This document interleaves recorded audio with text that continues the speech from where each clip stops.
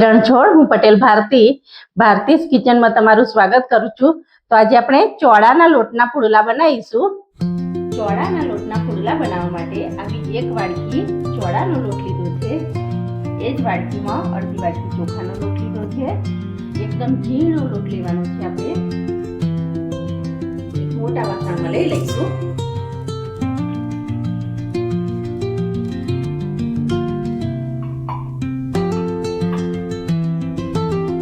તેમાં ઉમેરવા માટે 2 નંગ ડુંગળી લીધી છે। આદુ લસણ મરચાં લીધા છે, એ પહેલા રેડી કરી લઈશું।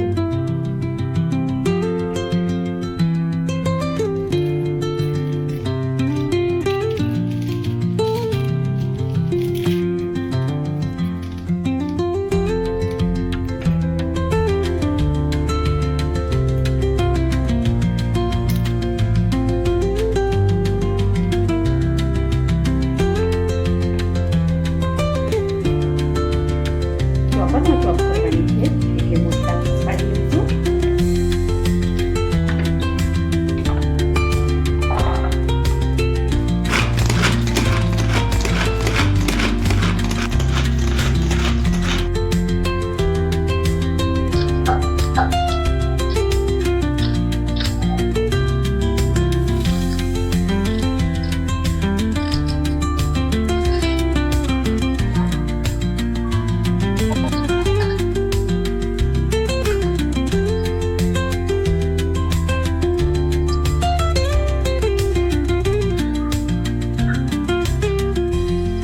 ડાયરેક્ટ લોટમાં જ એડ કરી લઈશું।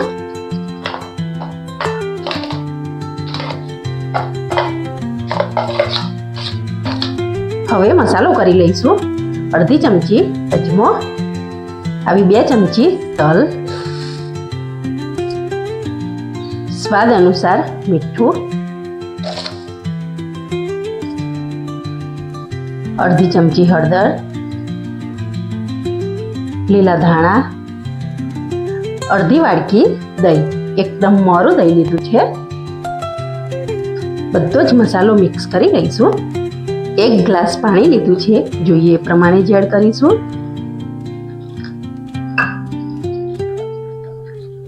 બેટર એકદમ ઢીલું કરવાનું છે।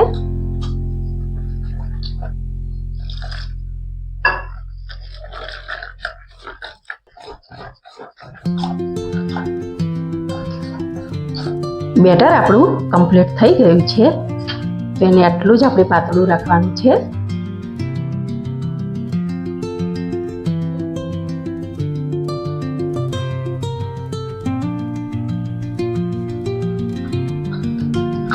બેટરને 5 મિનિટનો રેસ્ટ આપીશું, ત્યાં સુધી ચટણી રેડી કરી લઈશું। ચટણી બનાવવા માટે લીલું નાળિયેર, સિંગદાણા,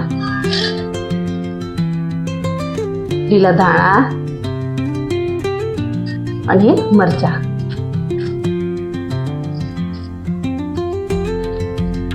તમે તમારી તીખાશ પ્રમાણે વધતા ઓછી કરી શકો છો।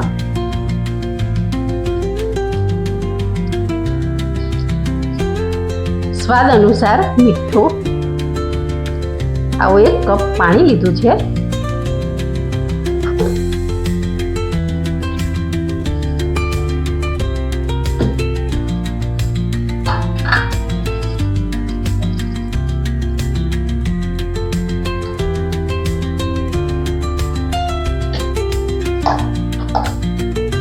ચટણી રેડી થઈ ગઈ છે।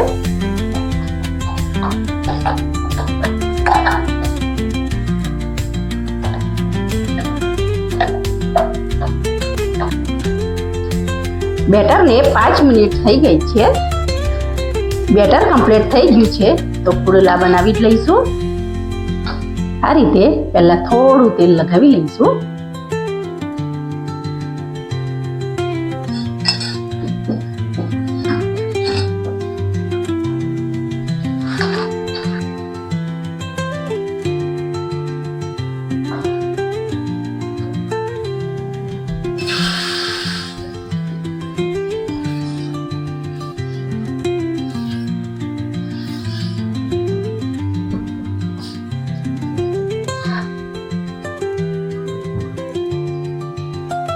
1 ચમચી આ રીતે તેલ પાડી લઈશું.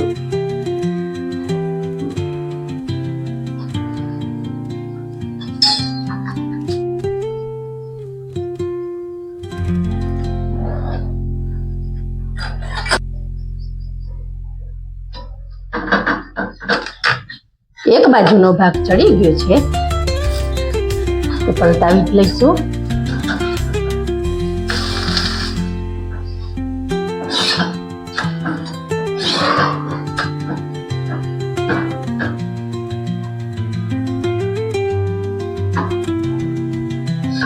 પુડલો રેડી થઈ ગયો છે તો આપણે ઉતારી લઈશું એને.